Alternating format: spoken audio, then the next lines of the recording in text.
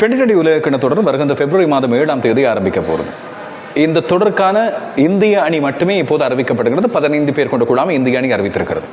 இலங்கையின் குழாம் எந்த வேளையிலும் அறிவிக்கப்படலாம் என்ற எதிர்பார்ப்போடு இலங்கை ரசிகர்கள் காத்திருக்க, அதற்கு முதல் சரியாக ஒரு மாதத்துக்கு முதல் பிப்ரவரி 7ஆம் தேதி ஆரம்பிக்கின்ற 2020 உலகக்கிண தொடருக்கு முன்னதாக ஜனவரி மாதம் 7ஆம் தேதி பாகிஸ்தான் கிரிக்கெட் அணி இலங்கை வருகிறது. இலங்கை அணியோடு 3 2020 சர்வதேச போட்டிகளில் ஆடுவதற்கு.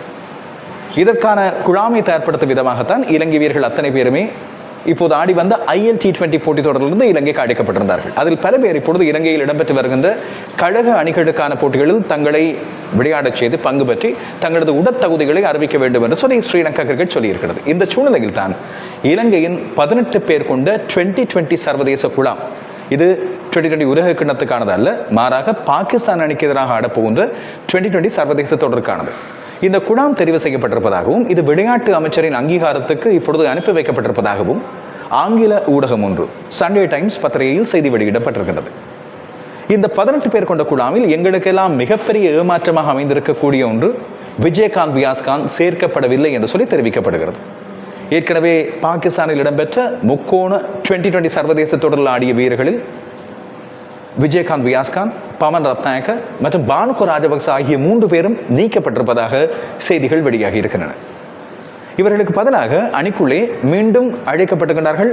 2020 சர்வதேச அணியின் தலைவராக இந்த முக்கோண தொடருக்கு முன்னர் இலங்கை அணியின் தலைவராக கடமையாற்றி வந்த சரித் அசலங்க, இலங்கையின் டெஸ்ட் அணி தலைவராகவும் அண்மை காலமாக வெள்ளைப்பந்து அணிகளுக்கான போட்டிகளில் ஆடாமல் இருப்பவருமான தனஞ்சய டி சில்வாவுக்கு மீள் அழைப்பு வழங்கப்பட்டுகின்றது. இதே போல முதல் தடவையாக இந்த அணிக்குள்ளே பெயரிடப்பட்டிருக்கின்றார் இந்த குழாமிலே. இதே போல முதல் தடவையாக இலங்கையின் 2020 சர்வதேச குழாம் ஒன்றில் பெயரிடப்பட்டிருக்கின்றார்.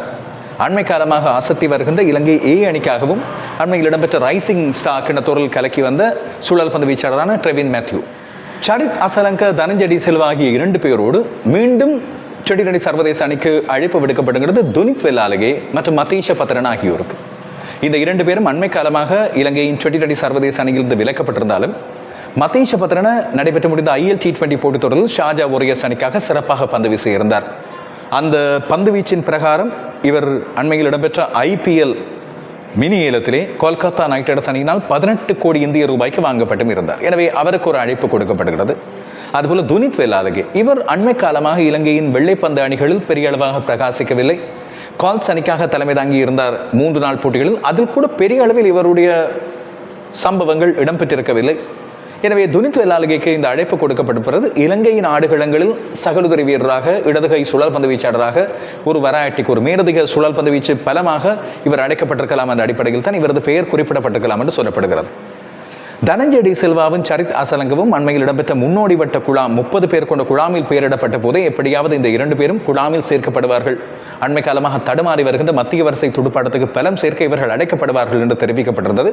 எனவே இவர்களது பெயர் இடம்பெற்றது பெரிய அளவில் ஆச்சரியம் கிடையாது. ஆனால் வியாஸ்காந்தும் இளம் வீரர் பவன் ரத்நாயக்கவும் ஏற்கனவே பாகிஸ்தான் முக்கோண தொடரில் குழாமிலே பெயரிடப்பட்டிருந்தும் பொருத்தமான சரியான வாய்ப்புகள் வழங்கப்படாமல், தொடர்ச்சியான வாய்ப்புகள் வழங்கப்படாமல் இவர்கள் நீக்கப்பட்டிருப்பது உண்மையில் ரசிகர்கள் மத்தியில் மன வருத்தம் தரக்கூடிய, அதிருப்தி தரக்கூடிய ஒன்றாகவே நாங்கள் பார்க்க வேண்டும்.